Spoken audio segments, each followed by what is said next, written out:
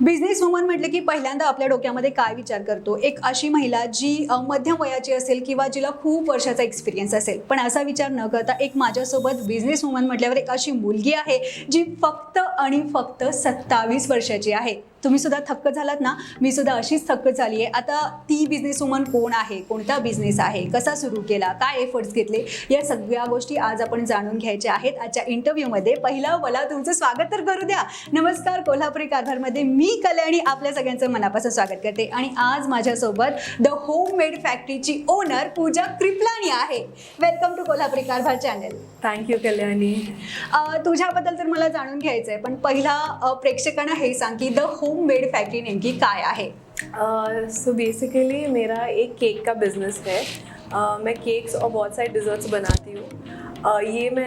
मुझे शुरू हो के 8 साल हो गए. मैं 19 साल की थी जब मैंने शुरू किया था. और हाँ, बस जो शुरू किया वो चले जा रहा है. लोगों को मोटा करने का काम चले जा रहा है. 19 साल, कैन यू इमेजिन? 19 साल में लोग पढ़ाई करते हैं और तुम बिजनेस चलाती थी. मैंने दोनों किए हैं. बाप रे बाप. So which job you did in that period? तो when I was 19 I started this. I was also मैं पढ़ाई कर रही थी BBA का. बट उसके पहले मैंने 2 जॉब्स किए थे. 17 साल की उम्र में आई वाज वर्किंग. एक कंपनी थी मॉर्फियस ह्यूमन कंसल्टेंसी की. वहाँ पे I used to place jobs online. और उसके बाद सिल्वर ग्लेड्स करके कंपनी थी. वहाँ पे I used to sell property. It was a construction company. तो वहाँ पे I used to be like a sales person trying to sell properties. Okay, the homemade factory का ख्याल कहाँ से आया? फैमिली का सपोर्ट था क्या? हाँ, बिल्कुल. सो कोल्हापुर में तभी इतने ज़्यादा केक्स नहीं मिलते थे जब मैंने शुरू किया था. और जब मैंने शुरू किया था इट वाज not the homemade factory, the homemade cheese cake factory. Because शुरुआत सिर्फ चीज़ केक से किया था मैंने. अच्छा. तो कोल्हापुर में सिर्फ 2-3 जगहों पे ही चीज़ केक्स मिलते थे. एक लिटिल इटली जो रेस्टोरेंट था वहाँ मिलता था और एक और जगह मिलता था. पर दोनों की प्राइसिंग काफ़ी हाई थी. तो मेरे को पता था कि मुझे आता है बनाने के लिए. लेट मी सी कि I get an extra pocket money. मेरे को जॉब में इतना मज़ा नहीं आ रहा था. तो side by side I thought डाल के देखती हूँ Instagram pay. Late me see what response I get. तो आई वॉज वेरी कंसिस्टेंट. मैं बहुत ही मेरे को ऑर्डर्स बहुत आने लग गए. तो I was very consistent and I think that's why I've been so successful. But मला काय म्हणायचं आहे की इतक्या कमी वयामध्ये, आता तुझं वय 27 आहे आणि 19 वर्षामध्ये तू सुरू केलास तुझा होममेड फॅक्टरी हा बिझनेस. लोक सुद्धा थक्क आहेत आणि इतक्या चांगल्या पद्धतीने यश मिळाले तुझ्या या म्हणजे ब्रँडला, या कंपनीला. या बाबतीत तू काय सांगशील? म्हणजे काय स्ट्रगल होता, म्हणजे काय एफर्ट्स घेतलेस तू यासाठी? मेरे हिसाब से जो बड़ा स्ट्रगल था कि 19 ईयर को कोई सीरियसली नहीं लेता है. अभी फिर भी यंग लोगों को उतना रिस्पेक्ट मिलता है. बट तभी एक 19 साल की लड़की एक सीरियस बिजनेस कर सकती है. लोगों के लिए तो वो होता है ना कि तो बच्चा है, ये कहाँ कुछ करेगा टाइप्स. तो I had to prove it to myself more than anyone else, also other people, that I can be serious about my work. So that was the biggest challenge. Okay, so some people taunting you or नहीं, taunting नहीं था, but I could even लोग बोलते भी नहीं थे, but वो समझ में आ जाता था. I don't know, it was very evident sometimes. अभी तुम्हारा होममेड फैक्ट्री इतने लोगों के घर पे रीच हुआ है ना, उसके सोशल मीडिया पे फॉलोअर भी मैंने चेक किए. I think up to 29K. Imagine. So you are successful woman and the best woman entrepreneur. So what about that? Instagram may be because इतने सालों से है तो शायद इसलिए इतने ज़्यादा फॉलोअर्स है. Also I think the reason is because मैं कंसिस्टेंटली हूँ. कुछ लोग क्या करते हैं, शौक के लिए थोड़ा टाइम करेंगे फिर बोर हो जाएंगे. Maybe the reason for my success is because I been consistent. मैंने इफ़ आई टेक ब्रेक्स तो थोड़े टाइम का ही ब्रेक रहता है, लाइक 1-2 दिन या एक हफ्ता बस. Then I come back to my work and I focus. So I think consistency it's not about only desserts and sweets, it's about the cake and the main fact is cake are so famous, right? Yes. वेगवेगळ्या प्रकारचे cakes यांच्या फॅक्टरीमध्ये बनवले जातात. वेगवेगळे shapes आहेत आणि most important thing की वेगवेगळ्या सेलिब्रिटीजपर्यंत ह्यांचे केक सप्लाय केले जातात. एखादं नाव सांगायचं झालं तर कृष्णराज महाडिकांच्या फॅमिलीमध्ये नेहमी ह्यांचे केक सप्लाय केले जातात आणि खूप फेमस आहेत. त्यांची टेस्टसुद्धा खूप वेगळी आहे. तर ह्याच्या बाबतीत तू काय म्हणशील? म्हणजे इतकी फेमस झाली आहेस तू इव्हन आणि तुझा ब्रँड सुद्धा आणि वेगवेगळे शेप्स ह्या आयडियाज कुठून आल्या? म्हणजे बाहेर तू प्रोफेशनली ट्रेनिंग घ्यायला गेली होतीस की असंच तू स्वतः जस्ट असं सोशल मीडियावर बघून शिकली आहेस? नाही, आय थिंक माझी पर्सनॅलिटीज तशी आहे की मला वेगळं वेगळं काय करावं, लाईक असं वाटतं की नेहमी काही वेगळं करावं. इन्स्पिरेशन मला कुठेही मिळू शकतं. मला तुमच्या ड्रेसच्या कलर कॉम्बिनेशनमध्ये पण एवढं चांगलं वाटतं की ह्या कलरचाही मी केक करू शकते. असा विचार मी सुद्धा केला नव्हता.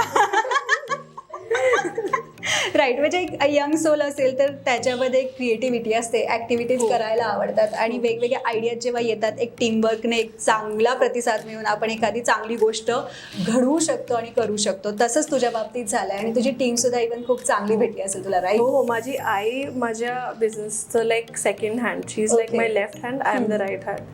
माई ब्रदर ऑल्सो है, my entire family, it's like a big team work. मैं उनके बिना कुछ नहीं हूँ, वो मेरे बिना कुछ नहीं है. Right, this is team work now. So the homemade factory हे नाव का सुचलं तुला? ऑनेस्टली मी फक्त माझ्या मित्राला विचारलं की मी असंच सुरू करत आहे, काय नाव ठेवू. मग एक चीज केक फॅक्टरी खूप फेमस आहे अब्रॉडमध्ये. मग तिकडून त्या नावावरून इन्स्पिरेशन घेऊन आम्ही द होममेड फॅक्टरी या the homemade cheese cake factory तसं घेतलं आणि नंतर ते फक्त चीज केक काढून घेतलं. हां, कारण एक युनिक नावही मिळालंय आणि प्रत्येकाच्या तोंडामध्ये हेच नाव असतं. म्हणजे कुठेही जरी कोल्हापुरात विचारलं की बेस्ट केक कुठे भेटतात तर ते लगेच ॲड्रेस सांगतात, इथे इथे जा, ही होममेड फॅक्टरी आहे, इथे वेगवेगळे केक्स मिळतात आणि तिथली खाऊन बघ केक्स असं म्हणतात सगळे. Seriously. So double layer, triple layer, अजून वेगवेगळे प्रकार आलेत.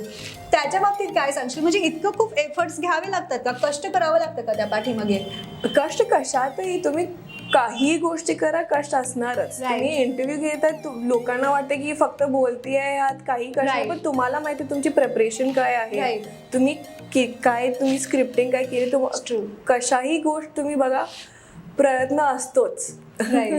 हा, ते तर आहेच. पण मला काय म्हणायचं आहे की आता सुरुवातीला तुला वेगवेगळे चॅलेंजेस स्वीकारावे लागले असतील, ॲज इन वेगवेगळे शेप्सचे केक आणि इव्हन कोरोना पॉईंटमध्ये तर खूप सारं स्ट्रगल तुला करावं लागलं असणार आहे. आणि जसे जसे कस्टमरचे डिमांड्स असतात तसे तसे चॅलेंजसुद्धा खूप असतात. पण मग असा कुठला वेगळा शेप तुला असा अवघड वाटला की हा माझ्याकडून नाही होणार, आता मी काय करणार? पण मला चॅलेंजेसच आवडतात. काही सिम्पल मोनोटनस काय असेल ना की फक्त हे बघा बेकरीमध्ये काय असतं, ते एकही प्रकारचे केक त्यांच्या शोकेसला ठेवतात, राईट, आणि तेच ते विकतात. माझं काम तसं नाही आहे. मला रोजही वेगवेगळे केक्स करायलाच लागतात कारण की क्लायंटची डिमांड तसंच असते. आणि मला अगर लोगों ने मेरे से वो मांगना शुरू किया कि आप बेसिक केक्स दे दो, मैं नहीं कर पाऊंगी बिकॉज मेरा पर्सनालिटी वैसा नहीं है. मेरे को रोज़ अलग अलग करना है. मेरे को जब तक मैं अलग अलग कर रही हूँ तब तक मैं खुश हूँ. मैं मोनोटोनस करने शुरू हो जाऊँगी ना, सिंपल बेसिक केक्स मेरे से नहीं होएगा वो. Okay, tell me the important thing apart from the homemade factory. Who is Pooja Kriplani? I am just a normal person who likes baking cakes. मेरे को केक्स बनाना क्यों पसंद है? बिकॉज लोग केक्स कब लेते हैं? उनके स्पेशल दिनों पे. आप अपने बर्थडेज पे केक ले रहे हो, शादियों पे केक ले रहे हो, एनिवर्सरीज पे केक ले रहे हो, baby shower, like you know, ये ओकेजन्स आपके लिए बहुत इंपॉर्टेंट है. तो even if I am not present there physically, मेरे को लगता है कि I am still contributing in their most important days. तो मेरे को उस चीज़ के लिए वो इतना पसंद है. That's the main reason I do this. मला तुझ्याशी बोलताना असं वाटतंय ना की तुला क्रिएटिव्हिटी करण्यामध्ये खूप अशी म्हणजे इंटरेस्ट आहे आणि तुला अशा बऱ्याचशा वेगवेगळ्या गोष्टी नोटीस करून आपल्याला त्या गोष्टीमध्ये म्हणजे काय काय करू शकतो आपण एखादी गोष्टीमध्ये, ते तुला खूप आवडतं. आय थिंक मला नॅचरलीच येतं. मी त्यात प्रयत्न करत नाही. मी आणि ते तू लगेच तुझ्या ब्रँडसाठी अप्लाय करतेस. हो, मला जसंही मौका मिळतं मी तिथं मला राईट. हा, खूप चांगली गोष्ट आहे. पण आता होममेड फॅक्टरी सोडून तुझ्या लाईफमध्ये असे कुठले फ्युचर गोल्स आहेत का ॲज अ वुमन एंटरप्रेनर की ते तुला पुढे चालवायचे आहेत? मला एक्सप्लोअर करायचं आहे. मला फक्त हे तर सेटल आहे माझं बिझनेस, पण मला बघायचं की ॲज अ पर्सन माझी काही केपेबिलिटीज आहे का, ते मी आता ते I am trying to I in the process. मला फिगर आउट करायचं की मला कुठं कुठं ते एक्सप्लोअर करायचं. मी एकदा असंच उठते आणि यायला सांगते, आई मी स्टँडअप कॉमेडी करू का, तुला वाटतं? नाही, करून बघ. पण तेच मी मी म्हणत नाही मी ते करणार आहे, पण मी काही मला वाटते की स्वतःला लिमिट नाही करायचं आहे. मला वाटतं मी काही करू शकते. तुम्ही काही करू शकता. ते तुम्ही स्वतःलाच लिमिट करताय की मी फक्त हेच करणार, मी फक्त हेच करणार. मग ते आता तुम्ही बघणार मी आता काय करते पुढं. Will see soon. Yes. Okay. आणि त्या व्यतिरिक्त सपोज म्हणजे तुला स्टँडअप कॉमेडी इवन ऑल्सो एक बिझनेस वुमन म्हणून इन फ्युचर तुला कुठल्या बाकीच्या कंपनीजने जर अप्रोच केलं तर काय करशील? केलंय. लोक Already येतात. केलंय. हो. Great. लोक येतात, ते लोक म्हणतात फ्रँचायझी द्या, नाहीतर कॅफे आम्ही इन्व्हेस्ट करतो, कॅफे उघडा. पण मला असं काय ते लोक रिअलाइज करत नाही आहे की जेव्हा तुम्ही कॅफे वगैरे उघडता त्याचे मला एक्सपिरियन्स त्याचं नाही आहे. राईट. मला असं वाटतं की मला हे माझं कम्फर्ट लेवल आहे जे मी आता करते. मी खूप विचार केला याबद्दल पण आता मला वाटतंय जितना मेरे से हो रहा है, जितना अच्छा हो रहा है वो मैं अच्छे से करूँगी. If I become very greedy I feel I will lose the work-life balance. Right now I'm very content and happy with what I'm doing. So at least now I don't have any plans of opening a cafe. तेच आपल्या आवडत्या क्षेत्रामध्ये greedy होणं म्हणजे भुकेलं असणं खूप important असतं. जसं मी सुरुवातीला म्हटलं की एक बिझनेस वुमन म्हटलं की एक मध्यम वयाची महिला कोणतरी असेल असा आपण विचार करतो. पण ॲज कम्पेअर्ड टू दॅट मध्यम वयाची महिला तू फक्त 27 वर्षाची आहेस आणि जसं तू म्हणतेस की तुला एक्सपिरियन्स नाही आहे. मला नाही वाटत की तू म्हणतेस याच्यावर मी विश्वास ठेवतेय, कारण एक्सपिरियन्स नसता तर तू आतापर्यंत इथपर्यंत पोहोचलीच नसतीस. एक्सपिरियन्स म्हणजे कॅफे. हे बघा आता मी तुम्हाला तुम्ही केक ऑर्डर केला, मी दिवसात केक बनवणार. कैफे अगर मेरे को कैफे 10 बजे खोलना है, मेरे को सुबह 4 बजे उठ के सब तैयार करना पड़ेगा ताकि मैं 10 बजे आपको दे पाऊँ. तो मैं खुद से पूछती हूँ क्या मैं उतनी डेडिकेटेड हूँ कि मैं सुबह जल्दी उठ के आपको 10 बजे दे पाऊँ. It is manageable. हर कोई like all the bakeries do it, but वही प्रॉब्लम क्या है कि उनका फंक्शनिंग अलग है. वो रेगुलर केक्स बनाते हैं, मेरा फंक्शन अलग है. मैं डिज़ाइनर केक्स बनाती हूँ जिसको एकदम शांत दिमाग से I have to be fully focused. वो अगर मैं कैफे खोलूँगी ना तो उसका वो चला जाएगा. Self analysation is always. I am completely aware of my strengths. I know कि मेरे को ऐसे ही I want most importantly I feel customer satisfaction is more important. Cafe खोलूँगी, if I open a bakery, मेरे को 10 के बजाय 30-40 ऑर्डर आएंगे. फिर उतना वो इट्स नॉट पॉसिबल की उतना अटेन्शन मैं हर केक को दे पाऊँ. ओके. आता सुरुवातीला तर सगळे कॉमन पीपल तुझ्याकडे येत असतील ॲज अ क्लायंट म्हणून, पण त्याच्यानंतर जसा तुझा बिझनेस वाढला, तू फेमस व्हायला लागलीस आणि त्याच्यानंतर सेलेब्स अँड पॉलिटिकल पीपलसुद्धा तुझ्याकडे यायला लागले. मग तेव्हा तुला थोडंसं टेन्शन होतं का, यार इतकी मोठी व्यक्ती आहे आणि आपण ह्यांना केक्स देणं म्हणजे काय चूक तर होणार नाही ना? एकदाच झालेलं पहिल्यांदा, पण त्यानंतर मी स्वतःला म्हटलं की हे नॉर्मल लोक आहेत, आम्ही त्यांना तेवढं इम्पॉर्टन्स देतो. ते आहेत, ते एक पोस्टला आहे, पण ते माझ्यासाठी क्लायंट आहेत. त्यांना केक हवंय. तुम्ही पण सेम केक ऑर्डर केला असता, त्याच डेडिकेशननी मी ते केक केलं असतं. मग मी एवढं प्रश्न कशाला घेऊ. मी त्यांना मनात क्लायंटसारखंच ठेवते, त्याच प्रेमाने त्यांच्यासाठी केक बनवते आणि देते. सुरुवातीचा कुठला असा पहिला प्रसंग आठवतो का तुला की पहिला माझा केक मी इथे विकला होता असं काही? मला माझा पहिला क्लायंट लक्षात आहे. तो घरी आलेला केक घ्यायला. नावही आठवतो, केकचं डिझाईनही आठवतो, तारीखही आठवते. सो कधी अशी चूक झाली आहे की ह्या क्लायंटने ना असा केक ऑर्डर केला आणि दुसऱ्या क्लायंटने दुसरा केक ऑर्डर केला आणि उलट पुलट झालंय? हो, एकदाच झालंय. पण लकीली ते माझे मित्रच होते दोघंही. त्यांना फोन करून सांगितलं मी असं झालंय, परत या, तुम्ही केक घेऊन या. त्यांना ते द्यायचं होतं. They understood. या I feel everybody is nice. अगर वो दोस्त नहीं भी होते, but if I would have been polite and if I would have just told them कि ऐसा लाइक गलती हो गई है, लोग समझ जाते हैं. या apart from cake, desserts and sweets सुद्धा खूप फेमस आहे. त्या बाबतीत काय सांगशील प्रेक्षकांना तू? मला फक्त लोकांना मेरे को सिर्फ चाहिए कि लोग खाए, मीठा खाए. मेरे घर पे लोग आते हैं ना, मैं ऐसे बोले क्या खाने वाली हो आप, बिकॉज घर पे तो सब रहता ही है. तो मेरे को पता नहीं उस चीज़ से बहुत खुशी मिलती है कि मैं सिर्फ लोगों को खिलाऊं. ओके. तू स्वतः सुद्धा खातेस ना? हो, पण मी पहले बहुत ज़्यादा खाती थी मैं खुद के जो भी है, बट अभी मैं दूसरे कोल्हापुर में नहीं, but if I go out I explore a lot, like मेरे को बाहर क्या क्या मिल रहा है जो कोल्हापुर में नहीं मिलता, तो मैं तब ज़्यादा खाती हूँ. कारण कधी कधी असं होतं की जेव्हा आपल्याकडे कुठली तरी गोष्ट असते ती आपल्याला इतकी म्हणजे भासत नाही चांगली, सो आपण असं करतो ना की ती दुसऱ्या बेकवरून दुसऱ्या केकची दुसऱ्या बेकची आपण काहीतरी खायची, मग ती छान वाटते असं वाटतं, पण शक्यतो असं आपण करतच असतो. हो ना? हो, एक्सप्लोर कराय अच्छा आहे, इट्स गुड टू एक्सप्लोर. खूप छान वाटलं तुझ्याशी बोलून, पण इम्पॉर्टंट गोष्ट ही राहिली की तुझी होममेड फॅक्टरी नेमकी कुठे आहे हे तरी सांग प्रेक्षकांना. आप मेरे को सबसे पहले इंस्टाग्राम पे ढूंढ सकते हैं. द होममेड फैक्ट्री करके मेरा इंस्टाग्राम पेज है. एंड अगर आप कोल्हापुर में हैं then you can come and place an order. I live in Tarabai park opposite Vaishali hotel. Okay, you became a celeb no because of इतके सोशल मीडियावर इतक्या कमी वेळात फॉलोअर्स असणं खरंच अजिबात म्हणजे चेष्टा नाही आहे ही, आणि इतक्या कमी वयात एक वुमन एंटरप्रेनर असणं ही पण खूप सोपी गोष्ट नाही आहे. ही तर गोष्ट झाली, पण मला आता ह्या सगळ्या गोष्टी सोडून एक महत्त्वाची गोष्ट तुला विचारायची आहे, ती म्हणजे की ह्या जगामध्ये अशा बऱ्याचशा मुली आहेत त्यांना नीट शिक्षण घेता सुद्धा येत नाहीत, आणि काही ठिकाणी विलेज एरियामध्ये स्पेशली जे 10th पास होतात आणि अचानक त्यांना सांगितलं जातं की आता तुझं लग्न करून टाकायचं आहे. त्यांची सुद्धा काहीतरी स्वप्न असतात, त्यांना सुद्धा खूप मोठं व्हायचं असतं. मग अशा मुलींना तू काय मेसेज देशील की ते चांगले शिक्षण खूप मोठे व्हावे आणि त्यांच्या घराचं नाव त्यांनी रोशन करावं? मेरे को तो लगता है कि कभी कभी लोगों को बोलते भी हैं. फॉर एग्जाम्पल अलग अलग टाइप का सिचुएशन होता है कि कभी कभी औरतें बोलती है कि उनको ये करना है, but they are forced in villages.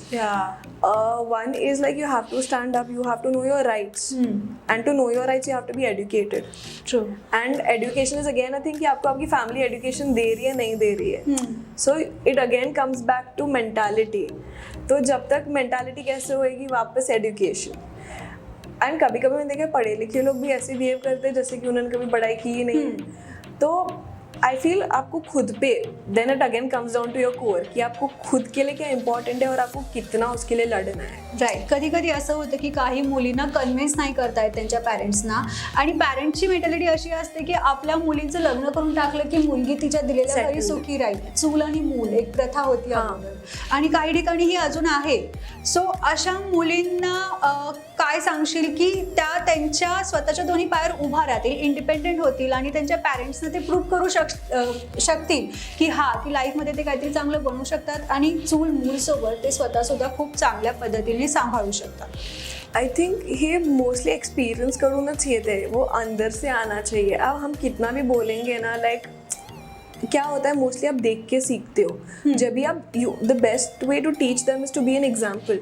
आपके सामने एग्जाम्पल्स रहेंगे, आप उनको देखोगे अरे ये यहाँ से ऊपर आया, ये खुद के लिए खुद अकेले कर रही है.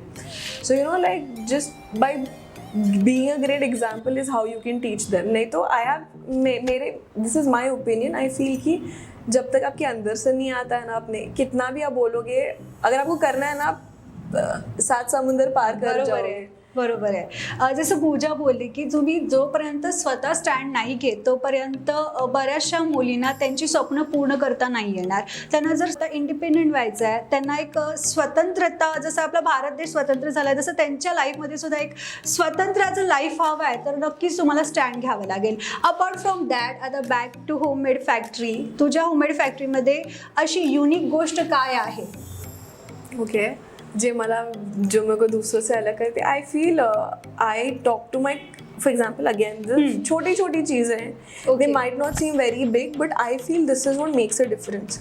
You go to a bakery, उतना उनके पास टाइम नहीं होता है. आई रिमेंबर स्टार्टिंग से, फॉर एग्जाम्पल अगर कोई मेरे से छोटे कपकेक का भी ऑर्डर लेने के लिए, जैसे कि कॉलेज के लड़के लड़के होते हैं, दुकानों में जाने से शर्माते हैं कि मेरी गर्लफ्रेंड का बर्थडे है, मैं क्या ऑर्डर करूँ. मेरे को याद है मैं लोगों के साथ 2-3 घंटा बैठ के डिस्कस किए कि उसको क्या अच्छा लगता है. अभी उतना टाइम नहीं है, किया था मैंने. I make sure I personally, अगर मैं उनके जगह पे होती तो मैं क्या I contribute and I give that attention to other people, which is what I feel makes a difference. Okay. आणि अशी फेवरेट मेन्यू, म्हणजे मेन्यूमध्ये जी असणारी फेवरेट स्वीट डिश ती कोणती आहे? हा, सगळे आवडतं. Season it keeps changing. आता मँगोचा सीझन आहे, मग मँगो बिस्कॉफ हा माझा फेवरेट आहे. Okay, At the तुझ्याच moment. Factory मधला आहे. हो माझ्याच. खूप छान वाटतं पूजा तुझ्याशी बोलून. आणि वुमन एंटरप्रेनर बद्दल पण तू खूप सांगितलंयस आम्हाला.